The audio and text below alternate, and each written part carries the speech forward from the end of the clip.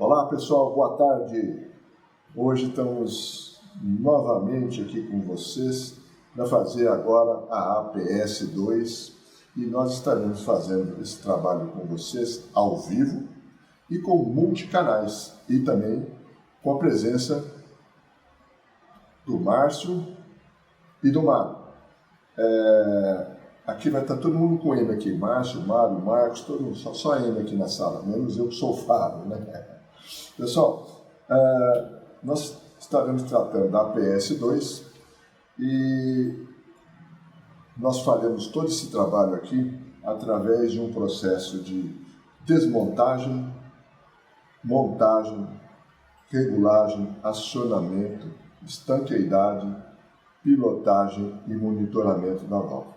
Então, nós passaremos por todo esse processo, onde que na primeira etapa vai ser só essa parte de desmontagem mecânica e montagem mecânica. Depois nós vamos passar para a bancada de teste, onde que nós vamos fazer os testes de regulagem e acionamento pneumáticos, e depois nós vamos fazer a pilotagem, tanto diretamente com o módulo, depois nós vamos fazer a pilotagem com o módulo, mas com o scanner.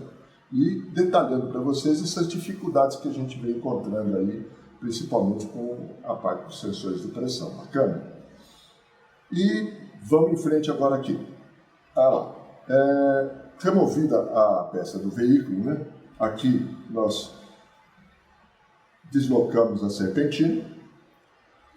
Aqui a gente tem a tomada auxiliar, onde que aqui normalmente tem um duto aqui, onde que a gente tem uma conexão parecida com essa daqui, assim, né? Uma tomada para alimentar auxiliarmente a válvula. Ela vai ser destacada ali onde que ela estiver presa na carroceria do veículo. Cuidado para não arrebentar, mas se arrebentar dá para botar aqui uma rosca N16, como peça escola aqui, botei esse botijão aqui, ok? Removido aqui, ela vai estar lá presa ainda no veículo. Nós vamos estar deslocando aqui o slot, onde que eu tenho as demais mangueiras aqui. Eu tenho dois slots presos aqui, né? E eu vou deixar eles pendurados no veículo. Aqui, essas peças de bronze aqui não pertencem à válvula, sim ao dispositivo de teste, que a gente vai estar mexendo a seguir. Aqui embaixo, vocês vão estar encontrando também um conector desse aqui, só que duplo, aqui na parte do circuito estacionário. Ele é duplo. Aqui eu botei simples, por condição de ser peça escola. Aqui, no circuito 24, eu tenho uma saída aqui, que é para uma mangueira de 6, de tubo de 6, que vai para a buzina. Agitado, né? Primeiro, na hora da remoção aqui, evitem usar aqueles arames muito pontiagudos. Procure usar aqui uma caneta Bic ou um palito de sushi, né?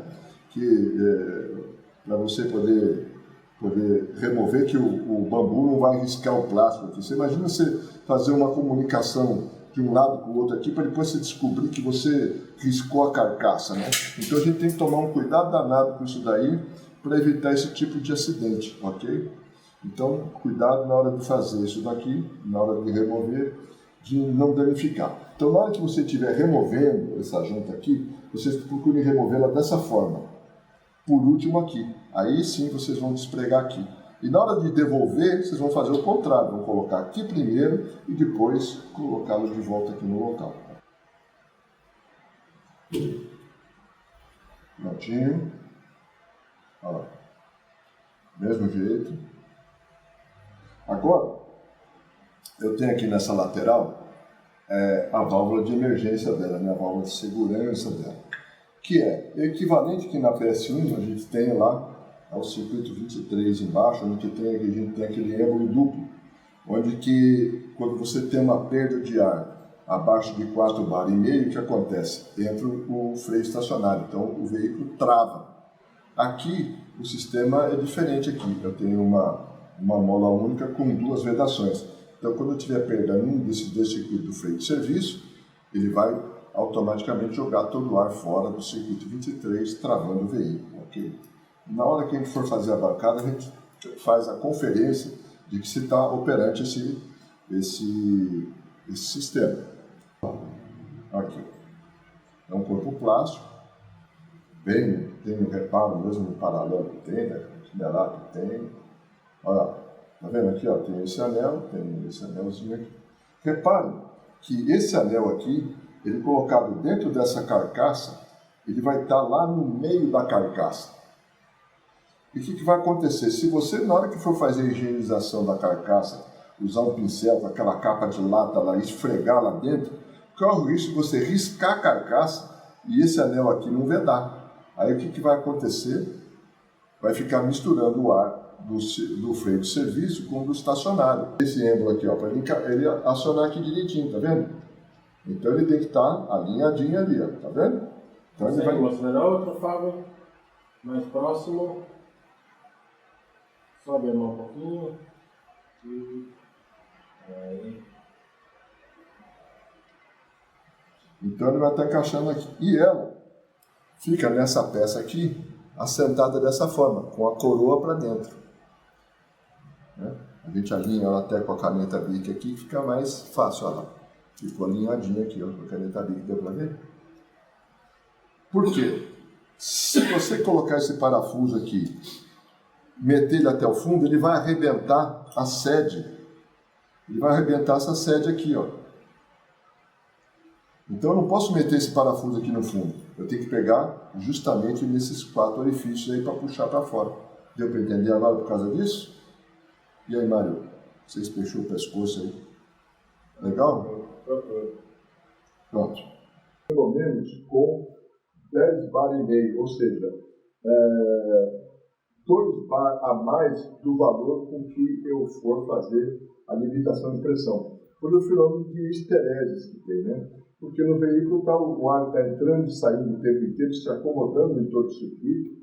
Então eu preciso ter um ar a mais, uma pressão a mais, para que ela não interfira na hora da regulagem no seu valor limitado, né? Então chama-se esse fenômeno de histereses, né? Então eu preciso ter esses 2 bar a mais. Então se eu vou limitar com 8,5, então eu tenho que estar com 10,5, que é o ideal, para que eu consiga fazer a limitação de pressão e ela se comportar os 8,5, desde que eu ultrapassar 8,5 até o veículo, então até em emergência ele vai continuar segurando esse valor, né? Então vai estar subindo lá o parafuso, olha lá, o parafuso de ponteiro, aí, até chegar a 8,5. Deixa eu tomar um cuidado aqui com o paralaxe, aqui, de meu ângulo aqui me prejudicar. E as pressões? Então, o circuito 21 e 22, o que nós vamos ter que fazer?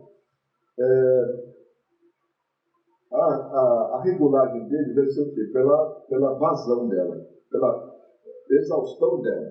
Então, para a gente ter essa vazão, o que nós vamos ter que fazer? Nós vamos ter que fazer o esgotamento do circuito em questão e observar no subsequente ou no anterior, calma que eu vou explicar melhor ainda para vocês.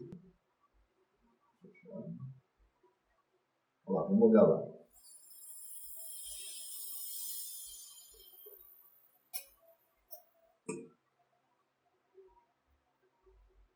Legal aí, pessoal?